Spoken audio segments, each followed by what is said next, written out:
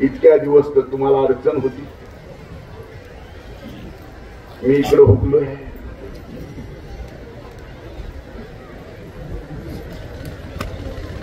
म्हणून इकडे येताना सुद्धा लई जणाचे शिव्या श्राप घेऊन शिरूर तालुक्यात यावं लागायचं मागच्या 10 वर्षात का.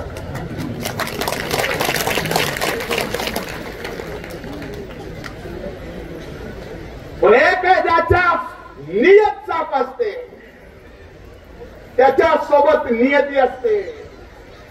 ज्या तुमच्या या धन्याने, ज्याला तुम्ही धन्या म्हणला, जिथं दगड खाल्ली त्याच गडाच्या पायरीचा दगड मला होता आलं, याच्यासारखं भाग्य कुणाचं.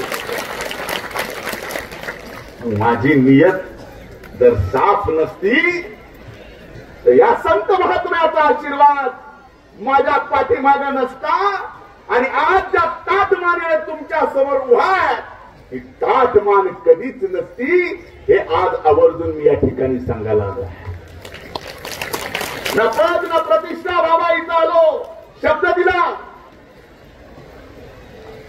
शब्द फक्त 5 खोल्याच्या गेस्ट हाऊसचा होता, आता 4 कोटी मिळाले. रुपयाची एक कोटीची एक खोली आहे. तसं नाही आहे. पण हे कशासाठी केलं? आज आपण भगवानकडे पाहता, ऐश्वर्य संपन्न गणिनाथगडाचा विकास चालू आहे, जगत नारायणगडाचा विकास चालू आहे.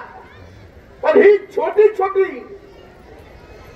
जी तीर्थस्थळ आहेत आमच्यासाठी तीर्थरूप आहेत, ही छोटी छोटी तीर्थस्थळ सुद्धा विकसित झाले पाहिजेत.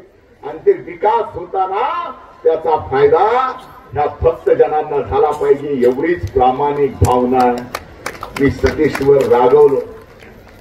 ते खरं आहे. मला आजच्या दिवशी या कार्यक्रमाला यायचं नव्हतं. माझ्या जीवनामध्ये मी एक नियम केला. आज भलेही पुण्यतिथीच्या समाप्तीच्या कार्यक्रमाला मी आलो असेल, कदाचित इथून पुढच्या काळात दरवर्षी पुण्यतिथीला येईल. मला भाषण करायला लावू नका, कारण अध्यात्माच्या व्यासपीठावर भाषण मी करावं एवढा मोठा मी नाही आणि न कधी समजणार. म्हणून आज सतीशला बोलताना सुद्धा हेच सांगितलं की आजच्या दिवशी कार्यक्रम नको. कार्यक्रम अशा दिवशी घे की ज्या दिवशी बाबांच्या स्थळाचा विकास होतोय.